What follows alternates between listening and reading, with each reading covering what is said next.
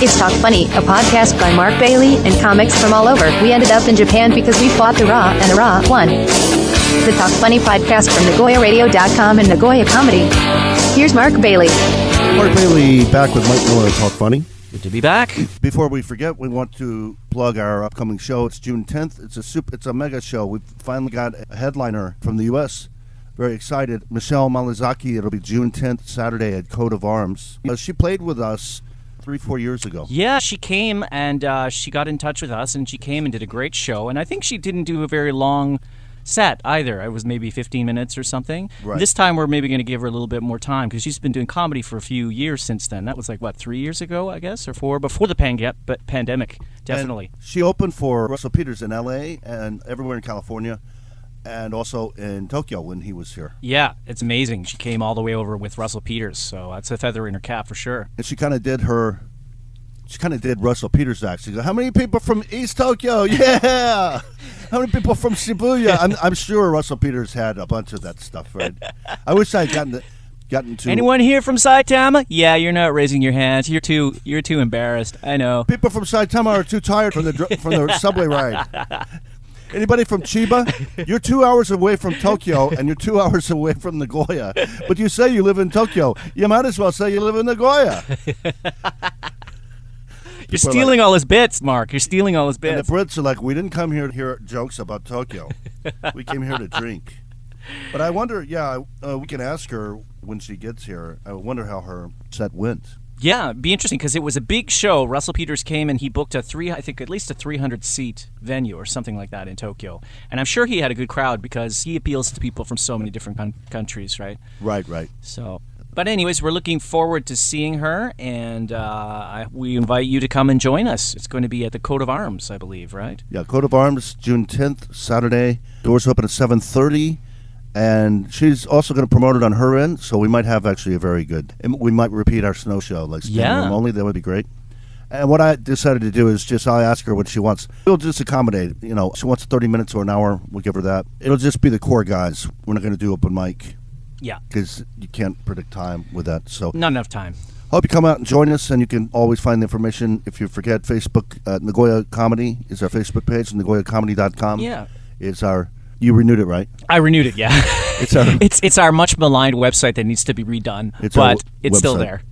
It's our website. So come join us, and then we're going to get on with other topics. Yeah, and if you're coming to Nagoya, Coat of Arms is not so far from the main train station, Nagoya Station. So if you are coming from out of town, it would be easy. It would be easy enough for you to come, see our show, and get the train back to wherever you're heading afterwards. The venue owner also speaks Portuguese, Japanese, and English. He's a Canadian, actually. Brazilian Canadian, so he can actually give you directions, and he'd be happy to do that. So, Mike, let's talk about the most recent show we had before this podcast. Do we really have to? We reinstated the No Guitar Band. Yes. Here's the thing. This person will not be named, but this person has been fired at least 2 times. Really? I fired this person at least twice. Oh, okay. Remember that person with the guitar? I remember before. Yes, you mean the incident. Yeah. The guy who says to the MC, F you. Yeah. I'm going to continue my time. There's only been 2 people that I think have done that, but yeah, he's one of them. The other one didn't come back. We gave this person must have been, let's call him Marty. But Marty thinks he's on a rugby team. And he thinks that he can bust balls and he's a big guy. Yeah, he's a big guy. He's intimidating. He's done open mic. He must have been on stage with us maybe 18 times or something. And you'd think after 18 times, like Steve Howard after 3 times... He caught the rhythm. He understands what to do and what not to do, and he fits in.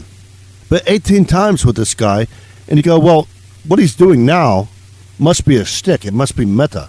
He knows we don't mix folk music with comedy. Strict rule. Our first show at that club, our first Notorious show, we were kicked off by the folk singer crowd. And then you bring a guitar on, and ask to go first. And you ask to go to first. Specifically. And there's a reason Timmy goes first. He knows how to read the room. And he can be offensive, but he can also be clowny. Yeah. And he knows which to do. He can gauge it. And he's done it for us for at least 5 years. He's opened. And he knows how to do it. And he knows how to set the mood. And he's a non-intimidating guy. And it's basically saying, we're Nagoya Comedy, we're not perfect. Yeah. and he knows what he's doing. And I forgot all that. Like, can I go first? The shows before that, can I handle the sound? Why don't you write your act? Why don't you just try to be funny? So he brings a guitar on stage, didn't ask me, and then we don't do well with guitars on stage. It was the guitar from the place, right? Wasn't it? Like, this is on the wall? Wasn't it? Like Yes, that's like right. The community that's right. guitar. That's kind right. of thing. I didn't even know he was bringing one. Yeah.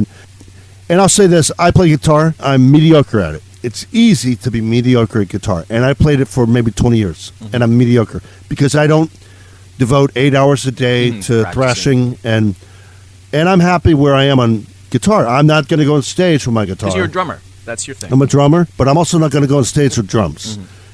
But it's easy to be a mediocre guitarist in Nagoya and a mediocre singer in Nagoya. There's hundreds of them. Bands, they're nice guys. Some of them are our friends.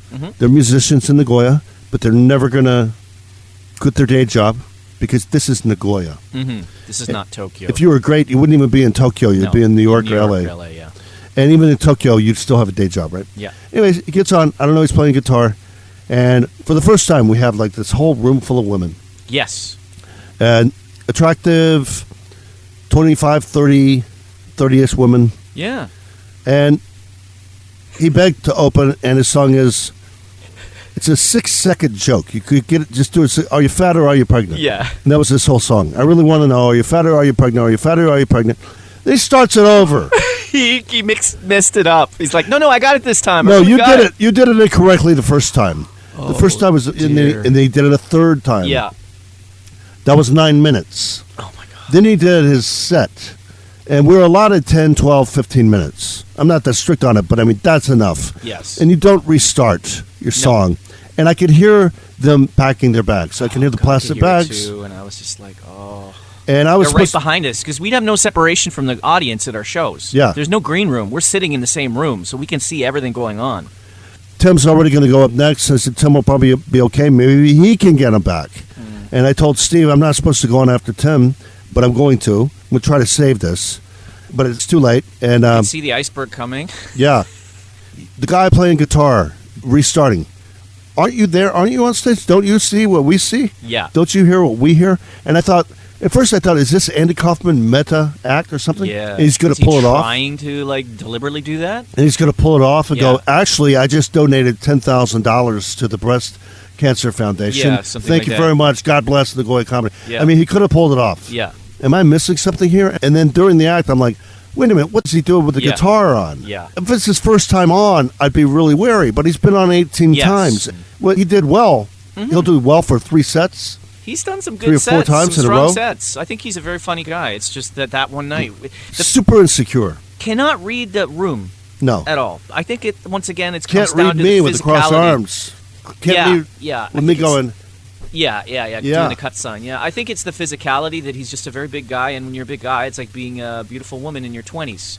No one tells you no, right? and he's looking at me like, I'm smaller than him. He's looking at me like, let's see he's you, not a bad guy. And, let's see you take me off stage. Yeah, but it was just a combination. I think it was that, and it was also the fact that it was a younger audience, and that they're not maybe they're a bit more sensitive to the blue humor a little bit, and they're not. And it was just a little too much for them, I think. But that the song was the thing that really that was Yeah. like hammering holes in the hull. That was the iceberg. The song was the iceberg. After that, because the thing is, people see that and then they go, "Oh, are the rest of the guys going to be like this? Yeah. Maybe I don't want to stay for Well, that." the melody's not good. Your voice is not good. Your guitar technique is not good. The song's not funny. You got 6 seconds. So you should have just done No it. one's laughing. You should have said, I broke up with a girl. I asked her if she was fat or if she was pregnant. She was both. That's the way you do the joke. Yeah. And Now it you're not turns out I offending have a anybody. son, Yeah. something like now that. it's not offending, and he's fat too. Yeah. Yeah. You could do that 6 You seconds. could. And then move on. Yes. Move on. And I'm doing like, move on. Yeah, and, yeah, And he's yeah. looking at me like, what are you going to do about it? You know? You're like the backseat driver, and you're like doing the silent scream. It's like a backseat of a taxi in Brooklyn. It's like, oh my God, this is like a movie. I wish I wasn't in this car. This guy's going to kill the driver. Yeah. And then when I got up, I think I said, thanks for alienating the whole audience. And he laughed, and he thought Yeah. it was funny. Yeah. And he never apologized for it. He did kind of apologize at the end, but yeah, I think he realized that only at the end of the show, maybe that it was. Well, he didn't that's partly apologize on him. stage. He thought it No, was he didn't funny. apologize on stage. He thought it was funny. I mean, like you said, he could have pulled it off. He could have, but that's like going into a steep dive in an airplane, and you're heading towards the ground, and you're either going to hit the ground or you're going to pull it up at the last second, and you're going to get a laugh. Do you and hear he just the- went right into the ground. Do you hear autopilot going, pull up, pull up, pull up, pull out, pull out? You know, and then it's unfair. And then my stuff is already hard and blue, and I tried to lighten it up a bit, but it's just too late. Yeah. They walked out during my set. I was doing light stuff. I was doing like anti-police stuff, and they Yeah. still walked out. They Yeah. were ready to walk out in the last 8 minutes. We had 8 minutes to save this. Yeah. And it wasn't you. It wasn't you. It was just like I said. It was that the kind of the well had been poisoned kind of by the opening bit, and then their mind shifted into that kind of negative mode, and they're like, "Oh, these guys are just too blue, too etc." Yeah, these guys think he's funny doing Yeah, this. No, exactly, we don't. Exactly. The 3 or 4 guys after me, you had nobody. You had Yeah. no audience. Yeah, we had no audience. We had one guy It's ridiculous. who's a friend of Tim's. Also, you're losing the club money. Yes. If people, the waiters didn't come up, okay, could have solved that. If they were there long enough, I would Yeah. get waiters up there. Yeah. And the waiters didn't come when they wanted them to. After you walk out, waiters aren't going to come. Yeah. They lost money. They lost money on beer and food that these They women would have paid for. Would have bought, yeah. But if you tell them they're fat or pregnant, they're not ordering food, are they? No. I feel sorry. But here's the thing: we didn't know what was coming. We don't pre-test material before the show. There's no rehearsal or anything. We just go up and we do it. So we didn't know. We had no idea. So if you're one of those people at the show, probably you're not listening to our podcast. But if you were at the show, just let us. We just want to let you know we didn't know what was coming. By the way, the act I've done in New York Yeah, which is and very Tokyo and left-leaning Osaka. proud, very sensitive. In New York and New Jersey, I've done that act, and it's very anti-woke. Yeah, I did a joke like, you think Japan's a safe country, tell that to Shinzo Abe. Yeah, Yeah, and his widow. that was good. I like Yeah. that one. I've done dark jokes like that in the States, in woke crowds, and they're woke, so they're too shy to walk out. They don't walk out, He costs the club food and money, and Yeah, with the jokes I tell, I don't want to be hypocritical, and I do jokes about, dark humor, and I said, well, you can't tell that joke. right. I've never told you guys No, don't you've tell never that joke. told us ever what not to say. And even Gary said, is anything off limits? And I said, let's just see how it goes. Yeah. Just try it. Maybe it works. 'Cause If you it don't doesn't know what's- work, if it doesn't work, don't use it. Yeah, If it works, use it. Gary was another person who had issues with the audience. Yeah. But I don't want to say, you can't do pregnant jokes or whatever, because I'm doing, but I don't say, Mike, you talk too much about Canada, or you do this too Yeah. much, or you talk too much about suicide. Don't tell Yeah. suicide jokes. No, I like those. Those are my favorite jokes. Because I don't tell comics, don't tell that joke. Yeah. We'll see what you do, and you hang or swim or Based on your survive own jokes. on your own Yeah. material. It has How was nothing it- to do with me. Yes. How was it in Tokyo when you were there because you were there for what, 2 weeks, 3 weeks? Yeah, 3 weeks. Did they have any guidelines on things you couldn't say, or could you just say whatever you wanted? Well, you can't make fun of other comics that are there. Oh, okay. They say that for the roasts, I guess. Yeah. 'Cause they do the roast. It's just one quirky thing. BJ Fox. And I actually had a joke about this, but You it can wasn't. see videos of him on YouTube if you want. Sorry, I was just saying to the audience, so you can Oh, yeah. watch. If you don't know who this guy is, he speaks Japanese fluently. He's very, very funny in English and in Japanese, and he owns a comedy club now in Tokyo. Yeah. When I came there, he was running 3 of the 17 shows they have. Like, he was running 3 of them. Everybody's running a different show. Anyway, he said, it's not a rule, but he said, last year, when we have people that are new to Japan, I said, well, I'm not new to Japan. He goes, they always want to talk about the toilets. It's the 80s airline food of... Yeah, it is. Because in Japan, as you may not know, toilets are amazing here. They're automated. Washlet, they have bidet, and dryers heating.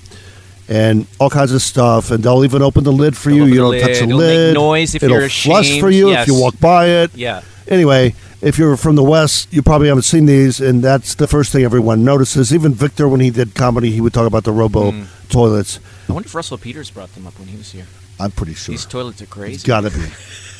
Didn't get the memo from He was BJ here Fox. a while ago. BJ Fox was probably there, but he probably wasn't able to tell him. Yeah. Well, he played a big theater. He played a big theater when he came. So. But I'm sure, because Westerners are still fascinated with it. But BJ Fox said, we've had 1,000 people in a row do toilet jokes last year. Oh. So if you could avoid that. And I said, I've got one, but it's not about toilets, if you just bear with me. Mm-hmm. So he goes, okay, I trust you, but please, make it tasteful. Go somewhere with it. Do something. So my toilet joke, I think you've heard it before. I said on the automatic toilet, and Siri can control toilets now. Mm-hmm. So I had the water on with the bidet, and I said, Siri, turn up the pressure. And I could see BJ Fox. He's like, this is a toilet joke. I'm like, no, it's not. It's not. It's actually a joke about I'm Does a he have his loser. arms crossed and he was Yeah. looking at you like the guy at the bar we were just talking about? With, you don't tell your jokes before Yeah. the comedy show. And Peter Seidel said it was his favorite joke of mine. Oh, which good. Peter Seidel, I adore him. We love him, and he's now in Thailand. Poor man, he broke his leg, and he He had to go to the is hospital. the funniest guy. Yeah, he's very funny. And his one-liners and the way he handles silence, I really admire. Yes, very good at He's that. not afraid of hecklers. He just ignores them. So my joke is, sit down, Siri controls the toilet, got the bidet on. I said, Siri, can you turn up the pressure? She goes, I'm sorry? Turn up the pressure, Siri. She goes, okay, Mark. Yeah, I wanted to tell you that your parents have always been disappointed in your choices of career. Okay. Anything else, Siri? Yeah, all of the peers from your graduating class in university, they're all making 3 times what you're making. Siri, what the hell are you doing? I'm turning up the pressure, Mark. So finally, BJ Fox said, I see what you did there. That I is see what good. you did. That is good. And then Peter Seidel, to his credit, he said, that's a good one. You could also do it with a heater. Yeah, He said, turn up the heat. yeah, yeah. No, that's good. That's which good. I did use. That's good. He had a third one. That's what I like. I remember. like people that are like that. Like, and he's a person like that that aren't like He invited me to competitive, not Yeah. like insecure. Like there's some people who are so insecure they don't want to give you anything. But I think that there's a lot of comedians like that's why people love Bob Saget so much. They'll say, you know what, I like that, and here's where you go with that, and give you the next part of the joke. Bob Saget's not afraid you're going to take his material. Yeah. I couldn't do his material if I tried. No. Right? No. Peter Seidel invited me. Unfortunately, I was late. It's Tokyo. Everybody's late. But he invited me to dinner. We had dinner. We had That's nice right. dinner. Caesarea. Caesarea. Yeah. I think after your PTSD with Caesarea. Without the wine. Without the wine. Without the We wine, didn't without the drink. death threats. It's before his show at Good Heavens. Yeah. If you go to Tokyo, go to Good Heavens because it's. Although now there's the comedy, the Tokyo Comedy Club. There's an actual club, right? That BJ Fox runs, isn't there? Yeah. But there's also Open 16 mics other everywhere. places that have one night a week. They have open Yeah. mics and they have comedy shows, and you'll pay to get in or something like that if you're a customer. When I was there, I did 3 weeks, and then I did another 3 weeks in March. Did 3 weeks in September, 3 weeks in March. You going to be going back anytime soon? Not soon because Peter Seidel kind of helped me book everything. Oh, and now he's also, not Cowdy. here anymore. Cowdy. Cowdy She's great. Sen. She's very good. She's like in New York now. She's in New York, Yeah. Cowdy. I did not know that. So when I was there, I did podcasts. I was doing 2 shows a day. It was Yeah. fantastic. So I don't know if I'm going back soon because they still haven't recovered from COVID. I'd like to go with Timmy and do some shows up there, but I haven't been. Like I did one time. I did a show. I'd like to go without Timmy, actually. Yeah. I've already got a reputation there. Yeah. You know, Well, he and, doesn't play guitar, so come on. And Cut him some and I went slack. without Tofi. Yeah, without Tofi. Yeah. Yeah. God. I miss him, but I know there's, that's comedy, right? Well, Tofi burned his bridges and then used me as a reference. So I don't know how you can do that. It's like, Yeah. the Kwai Bridge thinks I'm great. Well, what happened to the Kwai Bridge? Oh, I burned it down. But the Kwai Bridge, I got some recommendation letters from the Kwai Bridge before I burned it down. He's really good with geopolitical comedy, like because he's a politics nerd. He does a lot of really good international, like kind of relations jokes. He would kill at an international relations, political science convention. He could do skits. He could do jokes. He could do bits. He could do everything except get along with the MC. Yes. It's Mark Bailey, Mike Miller on Talk Funny.